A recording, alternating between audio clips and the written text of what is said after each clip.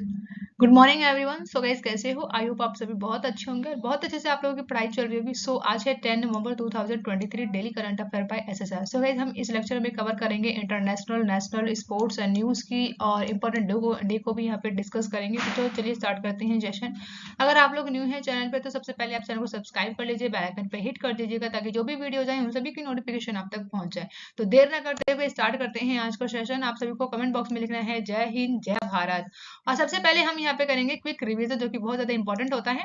तो अभी जो है हाल ही में राष्ट्रीय कैंसर जागरूकता दिवस कब मनाया गया है? तो याद रखिएगा 7 नवंबर के दिन को हम क्या मनाते हैं? राष्ट्रीय कैंसर जागरूकता दिवस के रूप में मनाते हैं। वहीं टाइम आउट होने वाले पहले दुनिया के पहले बल्लेबाज कौन बने हैं? इनका नाम याद रखना है। इनका नाम क्या है? एंजोले मैथ्यूज। ठीक है, तो इनका नाम याद रखिएगा। और ये किस देश से के बेसिकली बल्लेबाज हैं, उनका नाम आपको कमेंट बॉक्स में बताना है कि किस देश से संबंधित है। वहीं दुनिया के सबसे लंबे समय तक शासन करने वाली महिला प्रमुख कौन बनी है? तो शेख हसीना जो है दुनिया की सबसे लंबे समय तक शासन करने वाली एकमात्र महिला बन गई हैं।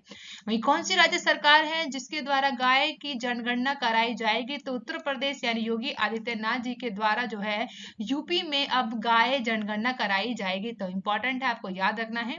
वहीं सैयद मुश्ताक अली ट्रॉफी का खिताब किस टीम ने जीता है? तो पंजाब के द्वारा बेसिकली अभी जो है सैयद मुश्ताक अली ट्रॉफी खिताब को अपने नाम कर लिया है। किसे हरा के जीता है ये आपको कमेंट बॉक्स में बताना है।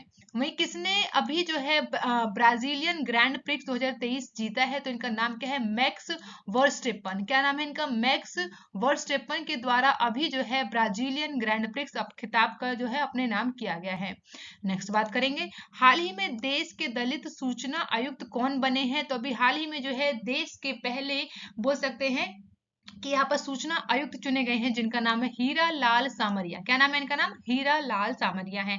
वहीं कौन जो है अंतरराष्ट्रीय सौर गठबंधन का अभी अभी जो है 95वां सदस्य बन गए हैं? तो इनका नाम है चिली। तो कौन सा देश बना है? चिली बन गया है। वहीं किस राज्य यानी यूटी में वायु प्रदूषण के खतरनाक स्तर की वजह से ट्रक कॉमर्शियल वाहन निर्माण कार्य पर प्रतिबंध लगा और स्कूलों को बंद किया गया है? तो नई दिल्ली में अभी जो है बेसिकली बहुत ज्यादा बोल सकते हैं कि प्रदूषण, वायु प्रदूषण का जो स्तर है वो बहुत ज्यादा खतरनाक हो गया है।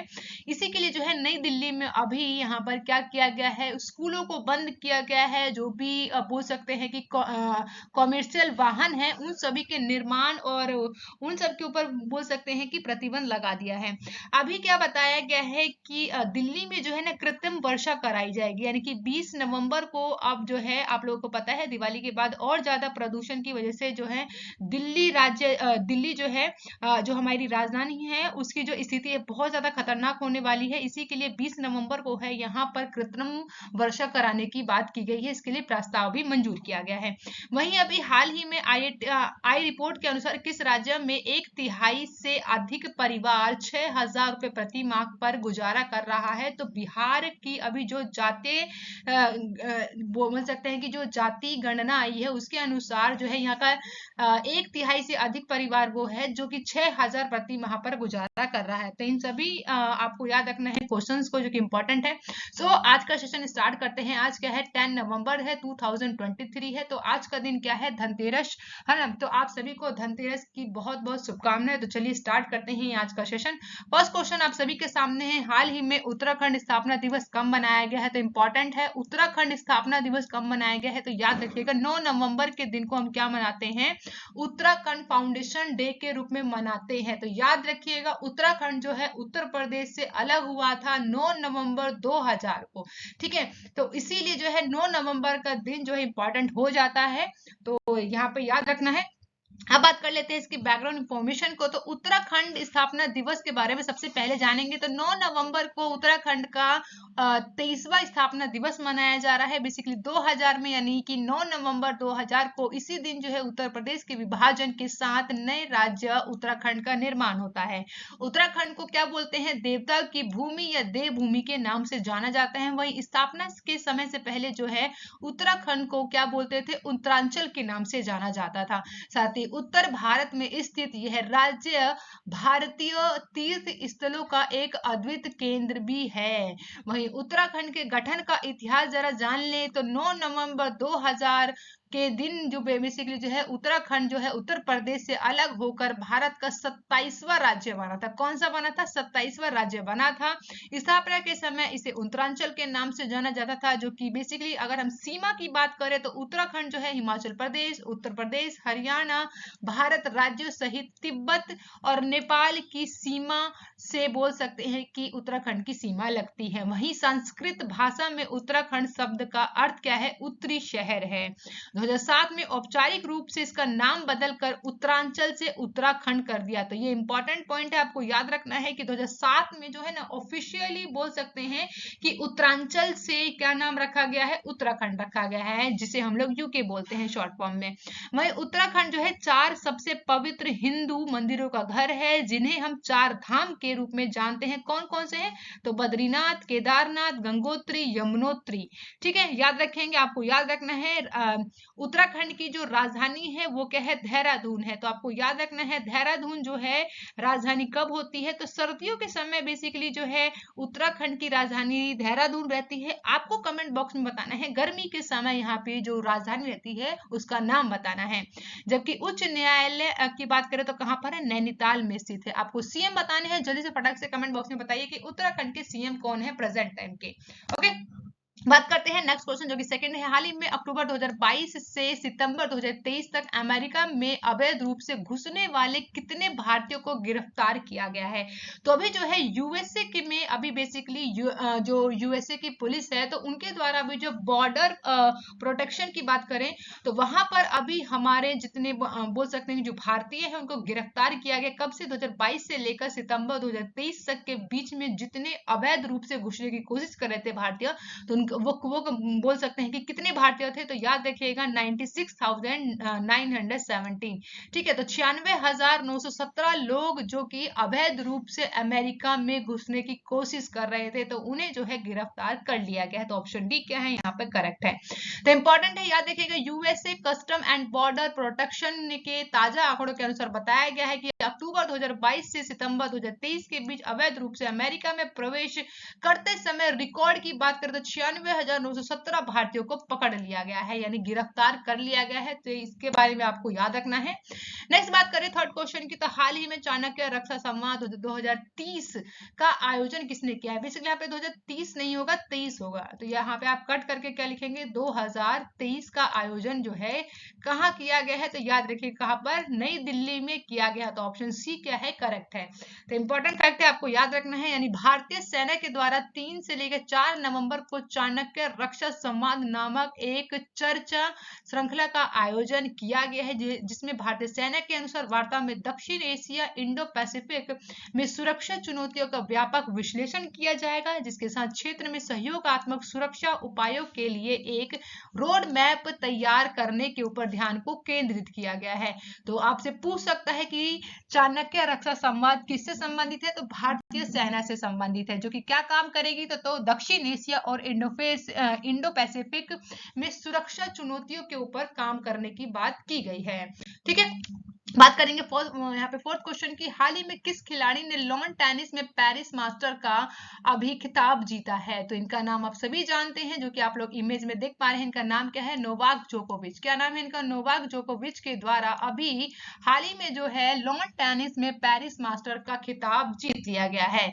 तो यहाँ पे हम बात करें तो बैकग्राउंड इन्फॉर्मेशन की, तो टेनिस खिलाड़ी हैं जो कि कहाँ के हैं ये इंपॉर्टेंट हो जाता है। तो याद रखिएगा सर्वेरिया के हैं, जो कि नोवाक जोकोविच जो कि 7वीं बार जो है पेरिस मास्टर खिताब जीत रहे हैं। इनके द्वारा फाइनल में इन्होंने किन्हें हराया था? तो इनका नाम है ग्रिगोर दिमित्रोव। ठीक है, इनको हराया गया है, जो कि 36 वर्ष के हैं, जिनका नाम है नोवाक जोकोविच। इनके द्वारा टूर्नामेंट में सबसे उम्र दराज के चैंपियन के रूप में इन्होंने अपने नाम अपने ही बोल सकते हैं कि रिकॉर्ड को पीछे छोड़ दिया है। वहीं जोकोविच की बात करें तो ये इनका बेसिकली 40वां मास्टर जो है 1000 खिताब बन गया है। तो इंपॉर्टेंट इंपॉर्टेंट है, इन सभी बातों को आपको याद रखना है।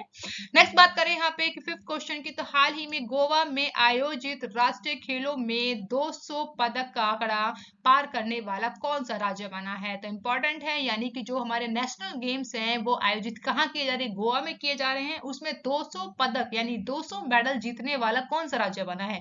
तो महाराष्ट्र के द्वारा ये बोल सकते हैं कि कारनामा किया गया है। तो ऑप्शन बी बिल्कुल करेक्ट है, इसे याद रखिएगा।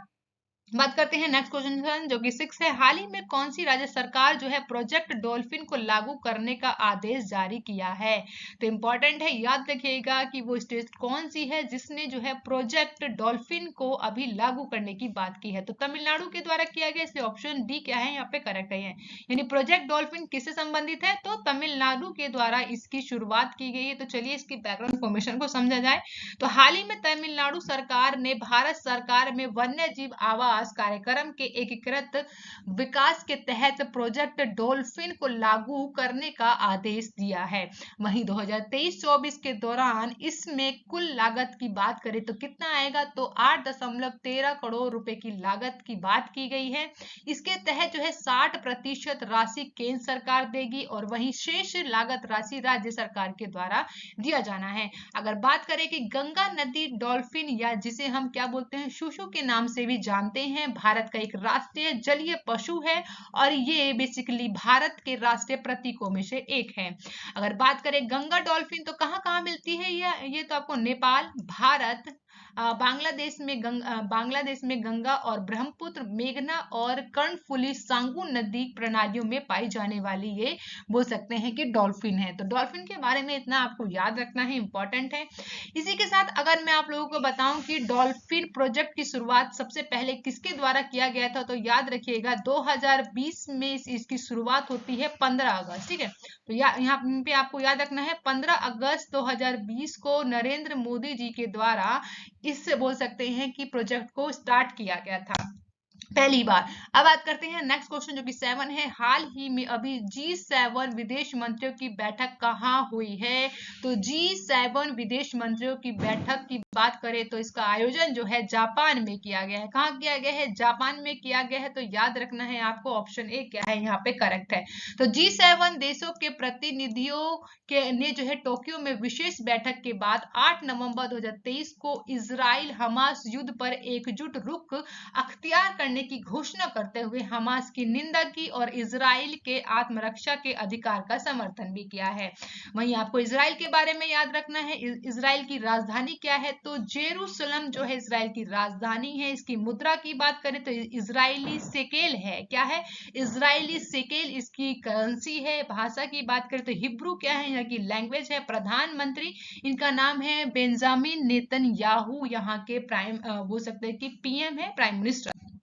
नेक्स्ट क्वेश्चन जो है जो कि 8 है, हाल ही में नेशनल कोऑपरेटिव ऑर्गेनिक्स लिमिटेड के भारत और ऑर्गेनिक्स ब्रांड को किसने लॉन्च किया है? तो अमित शाह जी के द्वारा अभी जो है हाल ही में नेशनल कोऑपरेटिव ऑर्गेनिक्स लिमिटेड को लॉन्च किया गया है, जिसका नाम क्या रखा गया है? तो याद रखिएगा भारत ऑर्गेनिक्स। क्या नाम रखा गया है? भारत ऑर्गेनिक्स ब्रांड के नाम से इसे लॉन्च किया गया है अमित शाह जी के द्वारा।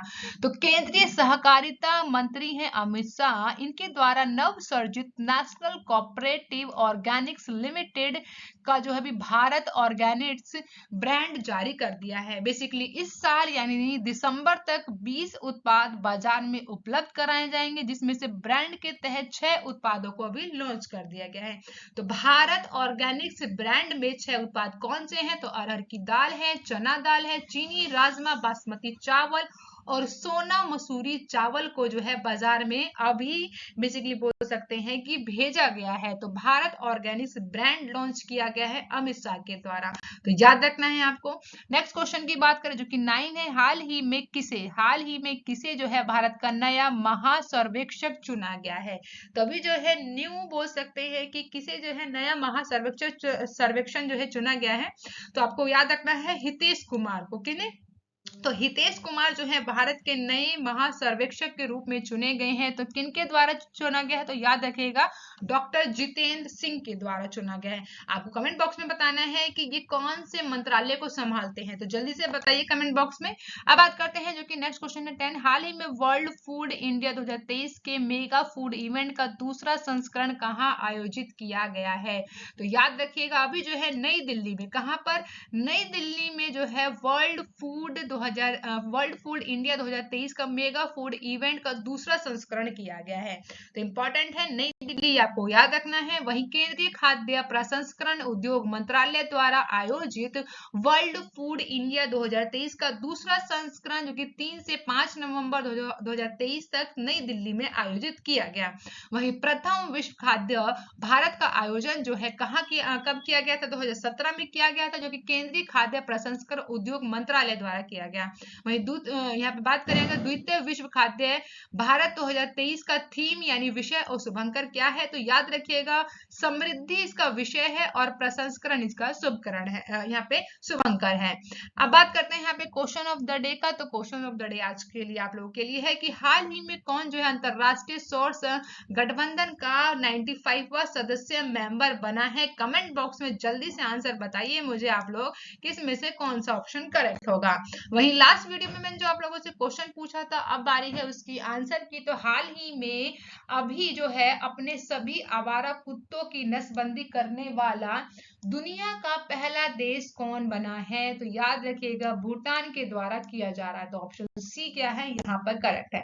Thank you for watching guys, मिलते हैं नेक्स्ट वीडियो में। Bye bye and take care. आप अपना बहुत ज्यादा ध्यान रखिए, त्योहार है बहुत अच्छे से मनाइएगा। And once again happy Diwali guys, bye bye and take care, love you guys.